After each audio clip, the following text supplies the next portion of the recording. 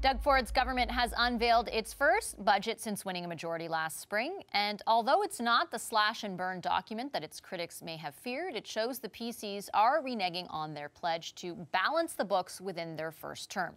The deficit for the current fiscal year stands at $11.7 billion. The provincial government plans to wipe that red ink by the 2023-2024 fiscal year after the next election.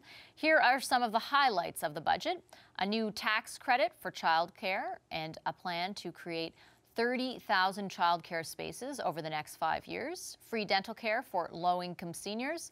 For colleges and universities, 60% of their funding will eventually be tied to performance outcomes. There are also a number of alcohol reforms. Restaurants and bars will be allowed to start serving at 9 a.m. instead of 11.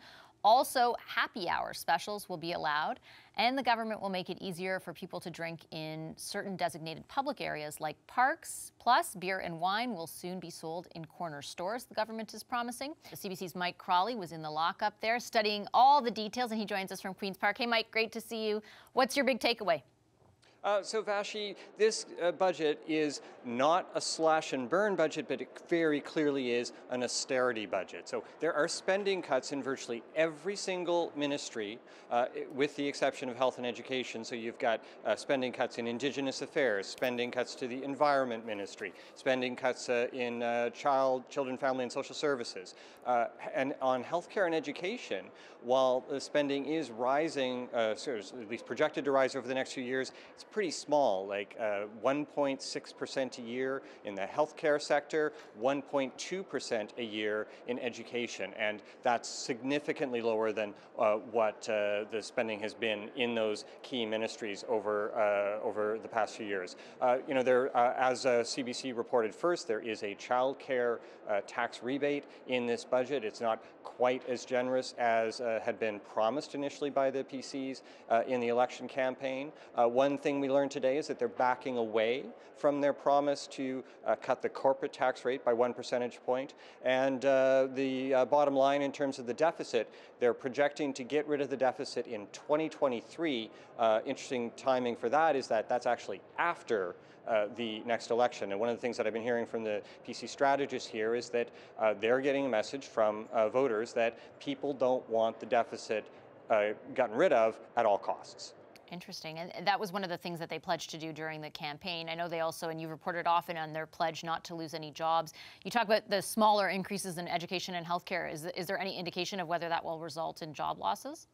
Yeah, so when you dig down into the numbers, they've got some projections around how they're going to ramp back spending in healthcare. For instance, they say that this creation of a new super agency to absorb all the sort of healthcare administration at the provincial level, that's going to save something like $350 million eventually. So they've got about $1 billion in savings on the administrative side in healthcare, but it's not something we can translate into job cuts. On the education side, the government is aiming at something in the neighborhood of 3,500 teaching positions eliminated, but they say they're going to do that all through attrition. So I think one of the things that we're going to have to wait and see is how do they turn the numbers, the hard numbers that are here on paper, how do they actually make them happen in reality? Because this is at the moment it's just like math done in the book. And there's one thing though I got to show you here, because in the budget there's all these other little things that happen. So there's a promise that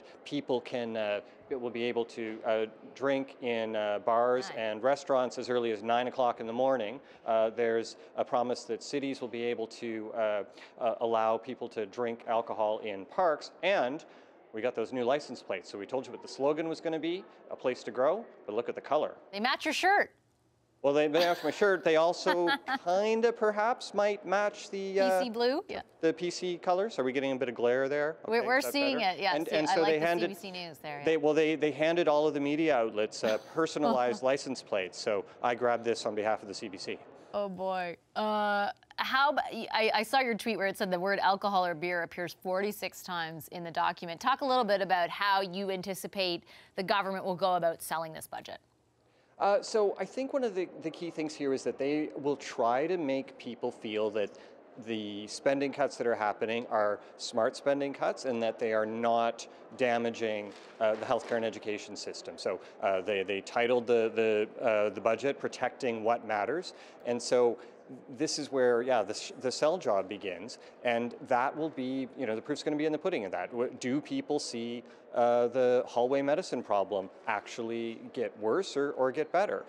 How do secondary students do in classrooms if class sizes are increasing? So I spoke to some pollsters who said the government's got to come away from this with a sense that people feel that this budget was not, the cuts were not too harsh, and you're going to very clearly hear the opposition here try to say that these cuts are actually going to hurt people.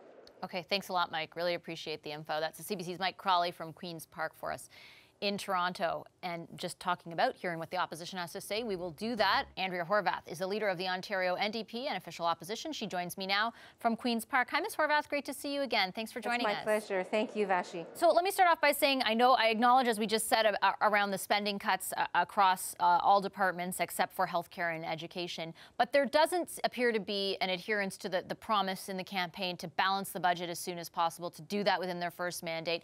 They're taking more time. Was that the right thing to do? I think there's a misunderstanding about the depth of the cuts. What the government did is they made accounting changes that forced them to have to spend $5 billion on the way they account for the Liberals' Fair Hydro plan, as well as pension commitments to teachers particularly.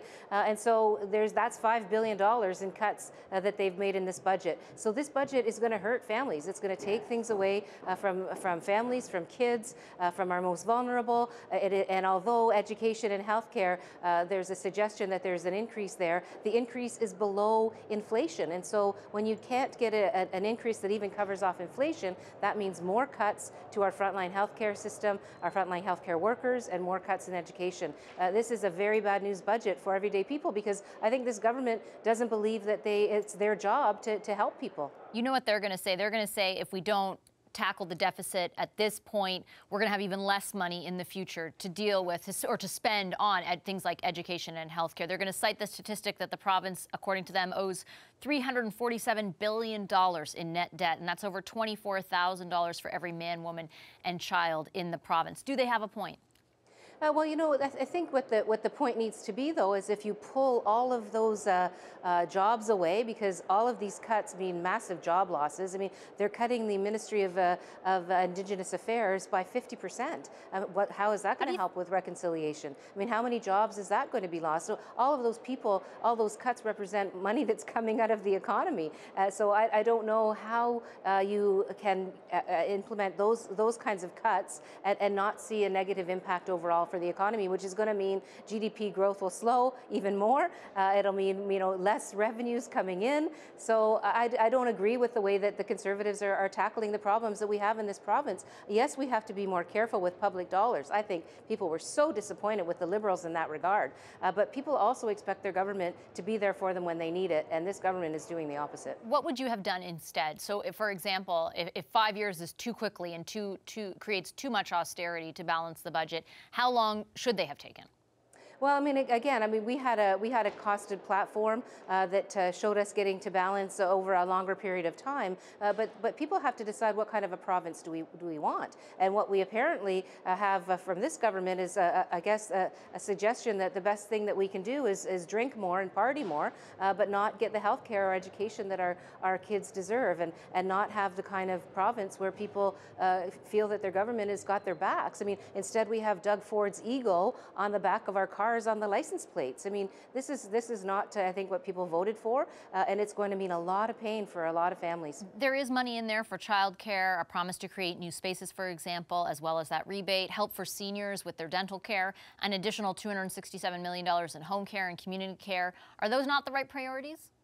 Well, I mean, again, I think when you look at some of these specifics with the seniors' dental care, for example, if you're a senior making $20,000 a year, you're not going to be eligible. So I believe all seniors should be able to get the dental care that they need. In fact, I think all Ontarians should be able to get the dental care they need, because we know that every 3 minutes somebody's showing up at a doctor's office or a hospital with pain in their mouth, and of course they're not going to get the help that they need there. The reason they go there, though, is because they think with their OHIP card they might be able to get some service, but that's not the case. And so there's a little bit of money for the poorest of seniors when it comes to dental. The same with childcare. It's going to mean a lot more for-profit childcare, first of all, but also we're going to see more and more kids in unregulated spaces. We're going to see higher ratios, as you already know, with children to caregivers. We're not going to see quality, not-for-profit, or even just quality, licensed, affordable childcare. And the amount of money that they're providing for rebates is nowhere near the $20,000 a year that parents are spending on childcare. So, $1,250 up to a couple of $1,000s is nowhere near what young families need to help with their childcare costs. I guess I wonder, though, sort of from a big picture point of view, the way that your party sort of signaled what was to come in this, there was sort of an impression that it would be, slash and burn. And do you feel like it actually measured up to that with things like those child care measures, with a longer path to balance, with a reneging on the promise, for example, to cut corporate taxes? Like, does it really fit the image that was put forward? But there are other things that they've done, right? So they might not have cut the corporate tax, but they didn't increase the minimum wage to $14 an hour or to $15 an hour. They've reduced employer contributions to WSIB.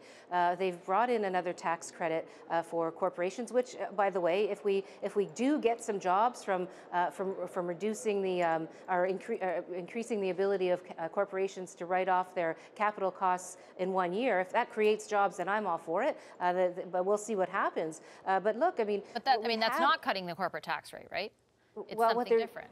Well, exactly. But what I'm saying is, what we do see is a budget that is a slash and burn budget, and I think to describe it as anything else is not accurate. We're getting $700 million taken out of colleges and universities, and 60%, even 60% more possibly, if the colleges and universities don't teach the kinds of things that Doug Ford wants them to teach. I mean, these are the kinds of changes that are in that budget. Our whole Ministry of Environment, Conservation, Parks, Natural Resources, all of those are being cut. This is a budget that's going to cause a lot of damage and is going to hurt families and particularly vulnerable people as well. All right, I appreciate your time today, Ms. Horvath. Thank you so much. That's NDP leader Andrea Horvath from Queen's Park in Toronto. To help us understand these measures, we're joined now by Peter Bethlenfalvy, President of Ontario's Treasury Board. He's with us from Queen's Park. Hi there, Mr. Bethlenfalvy. Great to see you again. Thank you for your time. Nice to be here on a Thursday, Vashi. I have to start off by asking you, why did your government break the pledge to balance the budget within your first mandate? Well, if you'll recall, the time the previous Liberal government was saying the deficit was almost balanced and the deficit was much smaller. When we got into government, we took a look at the books.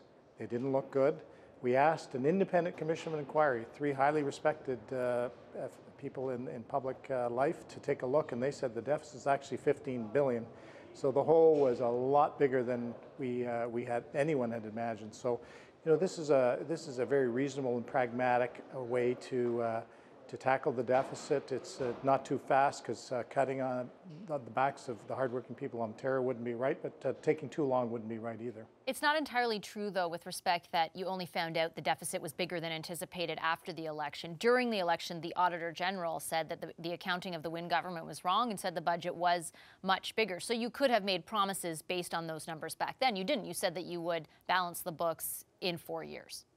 Well, we wanted to take a look at really the true state and take a look with our own eyes. I think you would do that in any good business practice. And I will point out the Auditor General, after we did look at the books and took the action that we did, gave the first clean opinion in 3 years for the audit. So I guess we get some good marks there. And at the end of the day, what this is about is really making sure that we can have sustainable health care, have sustainable education funding. So that's what's most important about this. The funding in healthcare and education increases at less than the rate of the population increase. So I think it's 1.6 and 1.2%. Are there frontline job losses included in those?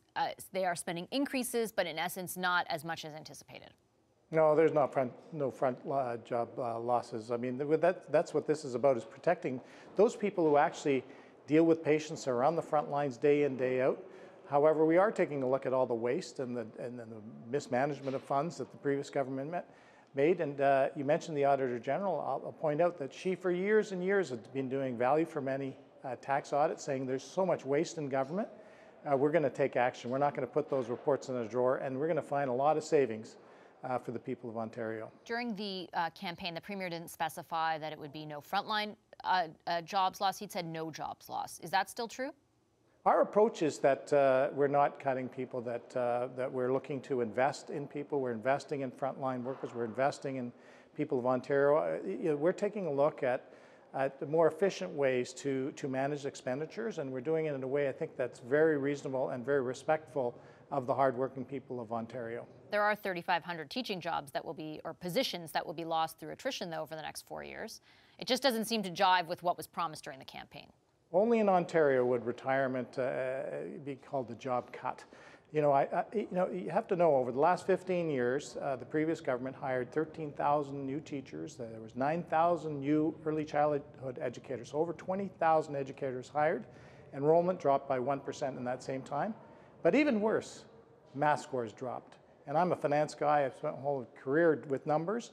I think what we've heard from a lot of parents is that math is really important for financial literacy, for coding and technology, the new jobs. It's important for arts, for people, because every family has to have a budget. They'll have a mortgage. They'll have a pension. So we're doing what we think is the right thing to do to support students and support parents. So do you tie the number of teachers to performance on math scores? I'm just wondering how that correlation is made. Well, the correlation is we're going to invest in the budget. We announced more money for teachers for math training and skills. So we're going to boost the investment for teachers so they have the tools. But we have also put, for example, in Bill 48, we passed previously, is putting in, or I believe it's passed, a requirement that new teachers pass math proficiency.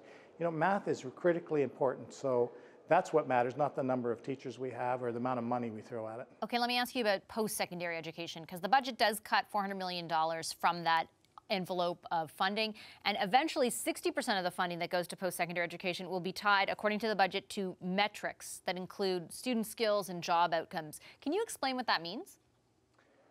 Well, sure, and what a concept, tying compensation to incentives and making sure that we have the right metrics. So we want to reward those leaders and people in the education system who are really achieving those goals that matters most. One of the things I learned when I came to government is that the previous government was great at putting money out the door, but the measures of success were not there. So we didn't really see the outcomes. No surprise, because they didn't measure it. We're now going to tie What's a measure of success? Outcomes. Well, it could be math scores, for example, or the math scores. For post-secondary, though?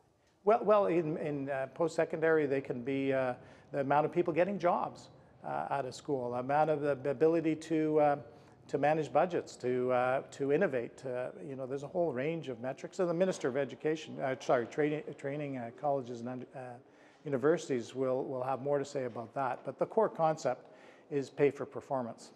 Does that mean, though, for example, that if you're entering a social science program that doesn't eventually immediately out of university lead to a job, but rather you end up going to a college that then gets you a job, does that mean that those kind of programs might lose funding?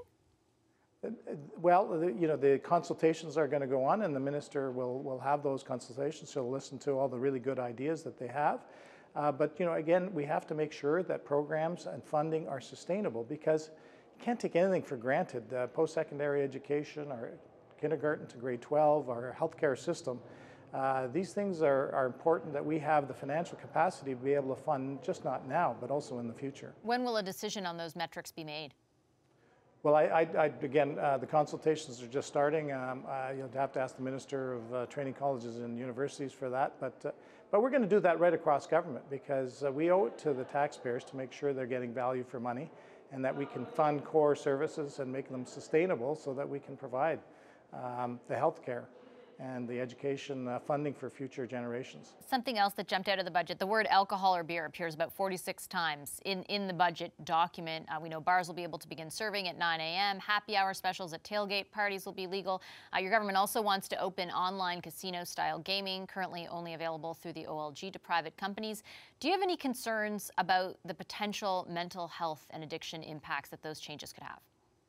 We think Ontarians are responsible, and this is about choice and their responsibility, so I feel good about that. And I would also add, I don't think what our goal is based on word counts. I look at the low income and individual and family tax. That's over $2 billion of relief we're going to give Ontarians, up to 1 million Ontarians who are in the low income tax bracket. I think that's important. I think the child care tax credit, which is again up over $2 billion of funding over the next 5 years to help families with children and the expenses in their day-to-day lives. To me, the affordability question is one of the great hallmarks of this budget, and then choice and responsibility of Ontarians, who we have a lot of faith in. Before I let you go, one of the line items, I know you're talking about a lot of the ones that are going up, but there's one that's going down. That's the Indigenous services budget. It's being cut by about half. What message do you think Indigenous people living in Ontario will take away from that? Well, we're very supportive of the Indigenous community. We have in the budget, there's some education and the curriculum focus that's important. We think we'll continue to work with those communities. We've got a great Minister of Indigenous Affairs who has a lot of experience in this regard, who is meeting constantly. We talked about the North today, but this is a compassionate government, and we'll continue to have those consultations and focus on that community. And I just want to clarify, because I think the department, is the budget cut in half, or is it, I think the department is saying from 88 million to 74.4 million. Just want to make sure our viewers have an accurate. I don't think Vashi, it's cut in half, but you know, that level of detail. Okay. You'd have to. We can follow up on, but most importantly, that we want to be supportive. Okay, I'll leave it there. Thank you so much, Mr. Bethlen-Falvey. Really appreciate it. My pleasure. What could the political implications be here? The CBC's Katie Simpson joins us now from Toronto. Hey, Katie, you were in the lockup. You know all the details, and you're sort of focusing on how this might impact the federal scene. So, what are your initial impressions there? Well, it's what Doug Ford does matters to both Justin Trudeau and Andrew Scheer, and the way that this document is going to be interpreted by both the Conservatives and the Liberals is going to play out over the next 6 months in the federal election campaign. The cuts in this budget are not nearly as deep as everyone had been predicting. You'll remember Doug Ford ran during the election campaign saying that Ontario's finances are a mess. He's going to focus on balancing the budget, and that's going to be a significant priority for him if he was elected premier. Well, this budget plan doesn't balance the books until 2024, which would require a second Conservative government. He's not going to get it done in his first term, as many had been expecting, and so it's going to take a little bit longer, and the Conservatives are defending it as they had to find the Goldilocks approach. They couldn't go too fast, they can't go too slow. So the Conservatives, the federal Conservatives, had been preparing to attack the Ontario budget, and that is because Doug Ford and Andrew Scheer have teamed up on some of the big issues to work together to campaign against Justin Trudeau. It's part of a larger Conservative movement, not just the federal Conservatives. These teams are working together to try and take down Justin Trudeau. And as we hear from Adam Vaughan, he was asked a number of questions about, is it harder to criticize this budget, given that it isn't the slash and burn budget that everyone had been expecting? He still found some flaws. Housing is being cut, the environment's being cut, post-secondary schools are being cut. We just don't know where or how or why. It's not a question of whether they're confronting our government. What they're doing is hurting people in this province, and it's the same thing that Scheer's doing. They campaign without a platform, and then they cut without details, and that's wrong. And it's wrong because people need to know what services are about to disappear in the middle of the night. So this budget is called Protecting What's Most Important. And what's interesting here is Doug Ford might actually be protecting his federal counterparts. Because this budget isn't as controversial as had been expected, it gives the Conservatives some cover, because the Liberals were prepared to say, hey, look at this budget. Look how deep these cuts are. If you vote for Andrew Scheer, his cuts are going to be just as deep, and that's why you should vote Liberal. But now that the cuts aren't that deep, the Liberals don't have that same argument that they were were prepared to roll out. The Conservatives, on the other hand, they're given some ammunition by this budget, saying, look at all the cuts that had to, or look at the decisions that had to be made. At this point, there are some cuts, yes, they're not as deep as had been expected, but the Conservatives can now point to the previous Liberal government in Ontario. There was 16 years of Liberal rule in Ontario, which Doug Ford has blamed for the financial mess that the province is in right now. Conservative MP John Prasad says that this is an opportunity for Canadians now in the federal election to make sure that Canada as a whole doesn't end up in the same financial situation that Ontario finds itself in. We've got a government that is on the same path, the current Liberal government under Justin Trudeau, that is on the same path as Kathleen Wynne was in Ontario with that Liberal government. And what it means is structural debt and deficits in Canada. In fact, the deficit isn't being projected by the government's own numbers to be balanced until 2041. And so Canadians have one shot to get this right in October to make sure that we, as Conservatives, when we do take over in October, to make sure that we're in a position where we can certainly balance the budget in a quick period of time. Interesting to point out, though, as you did off the top there, Katie, that their initial promise was to balance the books within their mandate. That's what they said during the campaign, but they didn't end up doing that. It's now going to take them 5 years. So more sort of specific lines drawn. What do you think it means for Andrew Scheer and for Justin Trudeau? I know you've sort of gone over what it means for each party. What do you think it means for the individuals? Well, they're both, what Doug Ford does, as I mentioned, it does matter to both Justin Trudeau as the Liberal leader and Prime Minister, as well as Andrew Scheer. Andrew Scheer and the federal Conservatives are very badly trying to replicate the success that Doug Ford had in Ontario. And Conservative insiders say that if Andrew Scheer is able to be as successful in Ontario as Doug Ford was, and perhaps they pick up some seats in Atlantic Canada, maybe a few new seats in Quebec, the Conservatives see a clear path to a majority government. So Andrew Scheer has been, as we know, he's a part of this widespread Conservative campaign against a carbon tax, and they've worked together on similar messaging to make sure that the Conservative message gets out there. On the other hand, Justin Trudeau has lumped all of the prominent Conservatives in Canada together, hoping that when one has a misstep, that it helps his party's fortune overall. He's lumped together Doug Ford, the front runner to become the Premier of Alberta, Jason Kenney, and Andrew Scheer into one group. He's also thrown Stephen Harper into that as well, trying to suggest that Andrew Scheer is no different than Stephen Harper, hoping to recapture and hoping to remind Canadians about about his own electoral success back in 2015. So Justin Trudeau has lumped all of those Conservatives together. He hopes that when there is a big misstep, that perhaps even if it happens at the provincial level, if there is voter frustration at the provincial level, he's hoping that the Liberals can capitalize on that on the federal level. So everything here is intertwined and mixed, and it's interesting. It sure is. Thank you, Katie. The CBC's Katie Simpson for us in Toronto. How does Ford's first budget add up?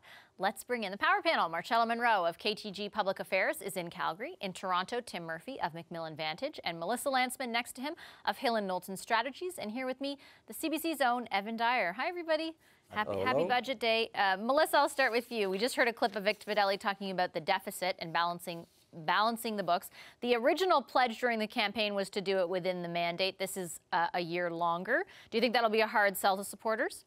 I think it's certainly something that they're going to have to contend with in an election year, because it says that they're in about a $3.2 billion deficit in an election year. But if I'm sitting here and arguing, that there wasn't enough cuts or there wasn't enough austerity in a PC budget, I think we're in a good place. I think what Minister Fedeli did is what he said he was going to do, is he was going to take a measured and balanced approach, and not the slash and burn approach that everybody assumed that he would take. Do you think that's, Tim, how it'll be perceived, sort of more measured rather than slash and burn?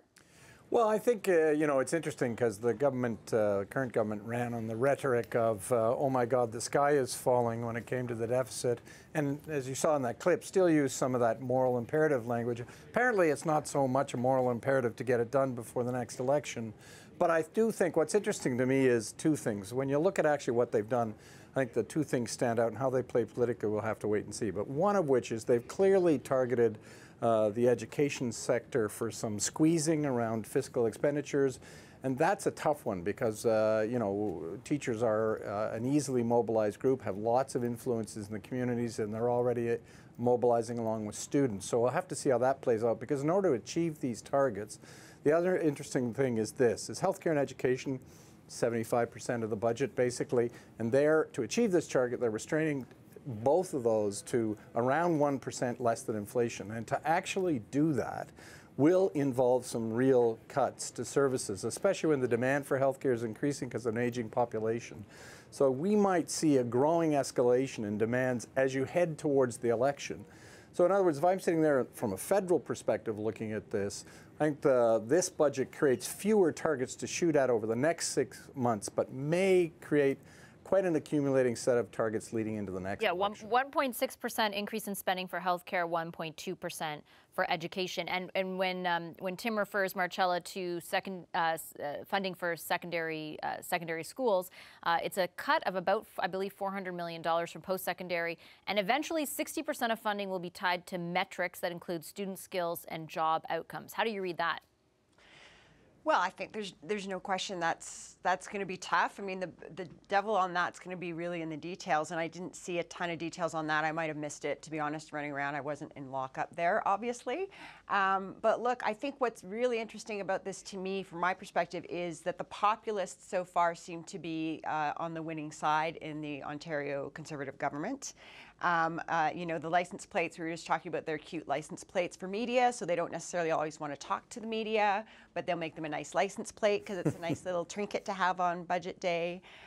You know, they called it the Goldilocks budget. I mean, Goldilocks is clearly drunk. There's a lot more, there's twice the mentions of alcohol and beer in the budget than there are of teachers, I think is what I saw. And then, you know, they've managed to do a really magnificent, smart job on a communications exercise to frame this as being, restrained but not austere.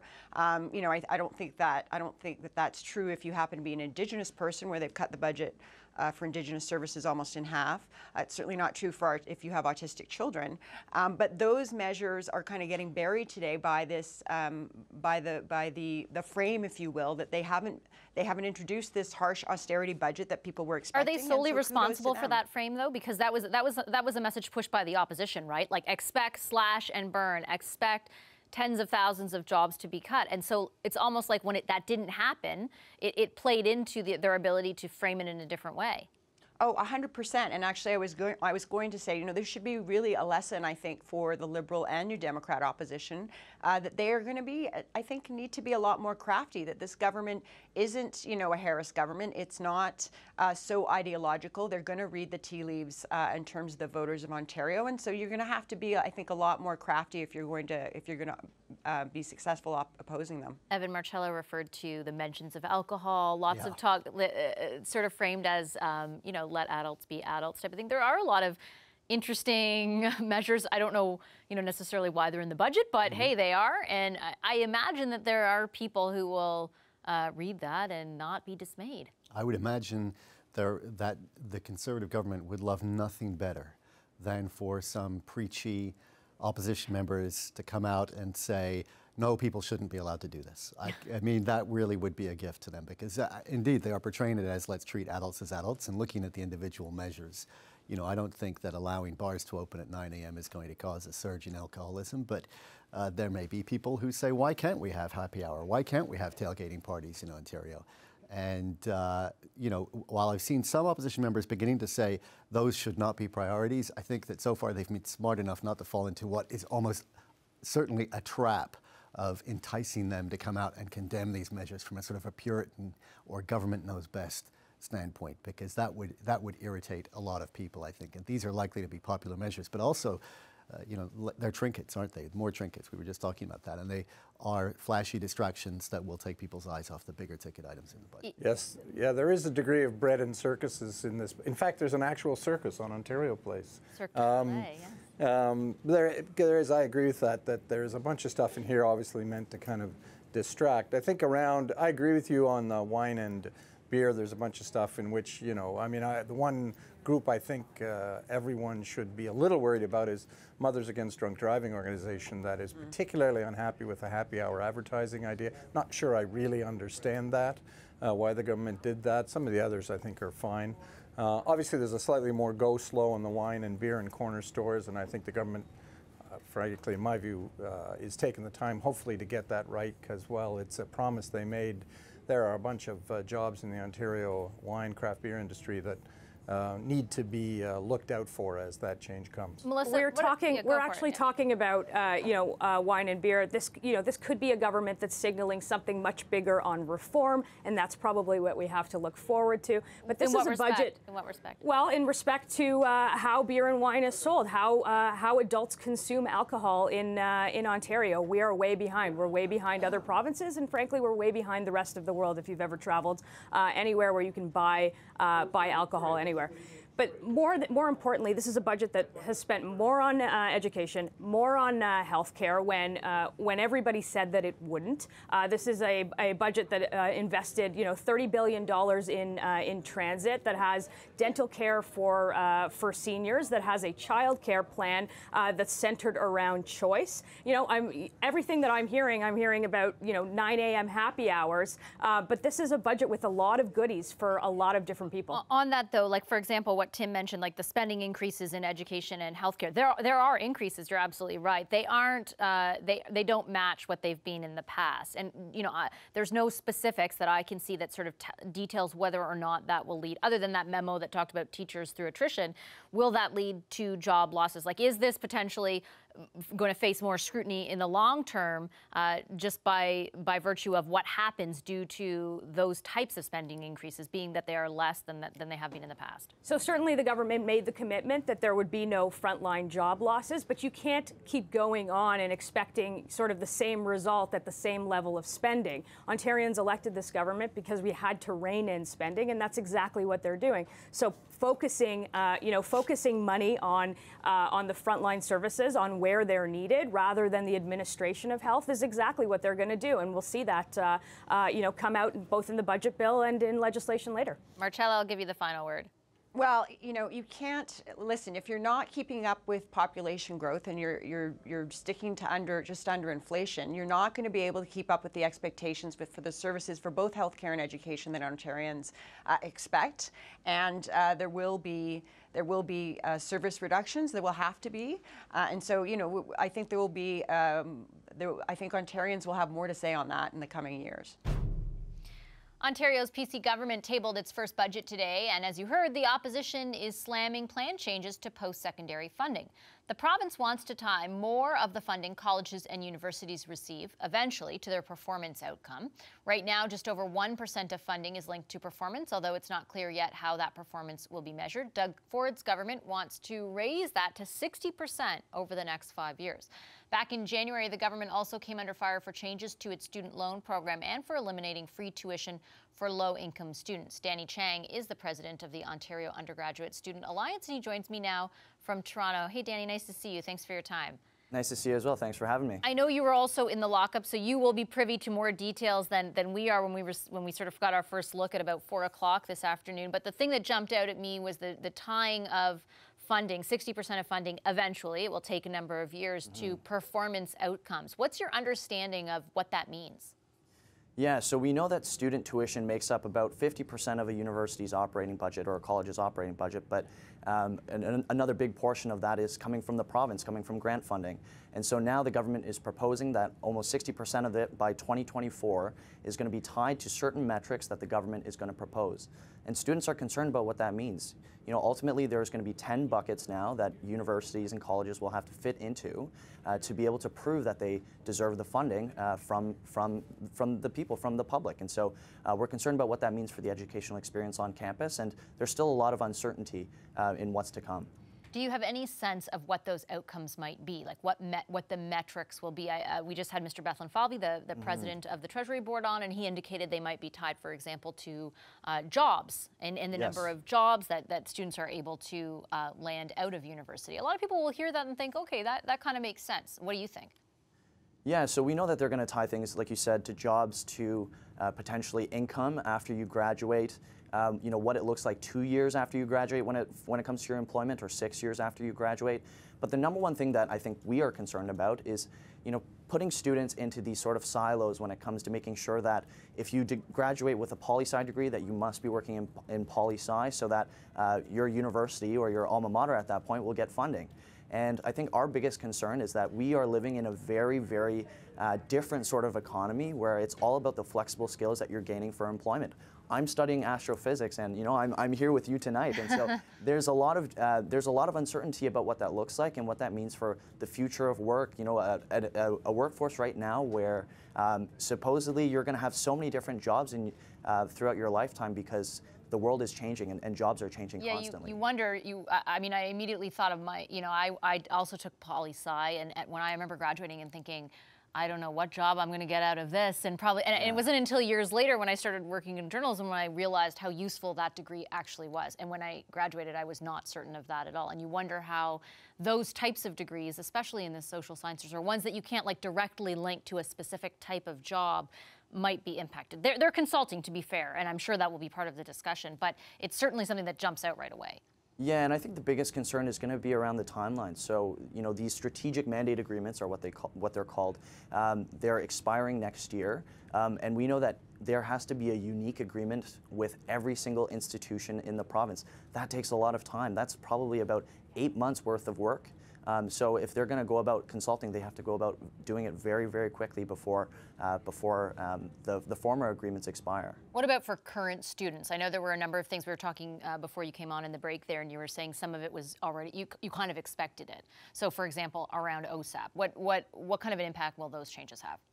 You know, so we're seeing over $600 million worth of funding in student financial assistance being removed from the system, and ultimately, the biggest thing for us and the biggest takeaway should be that low-income students and families are going to be negatively impacted by these changes. There's no doubt about that. And so we're concerned about what this means for access to education. There's still a lot of uncertainties and a lot of unanswered questions, and we've been communicating with the ministry and slowly ironing things out, but still a lot of uncertainty when it comes to the fine details that will ultimately make a difference between if a student decides to go to school in the fall or not. Do you anticipate they'll be receptive? You mentioned that you'd be in communication with the government since some of these were signaled a number of months ago.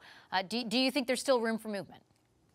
Well, you know, when we saw the announcement for OSAP and around ancillary fees, one of the key items that was announced was to allow students to opt out of a number of ancillary fees, and we raised concerns around transit passes, bus passes. On certain campuses, we save students up to $700 a student when it comes to bus passes, and the ministry listened to us, and they decided to make those mandatory. So we've seen that this government is willing to move and make some changes, and we're hoping to continue to engage. Unfortunately, we haven't seen a lot of those changes reflected in this budget, and we're hoping to continue raising these concerns on behalf of students. When you make the pitch, continuing going forward, what are the top changes that you'd like to see if they're listening right now? I think one of the biggest things, again, is student financial assistance.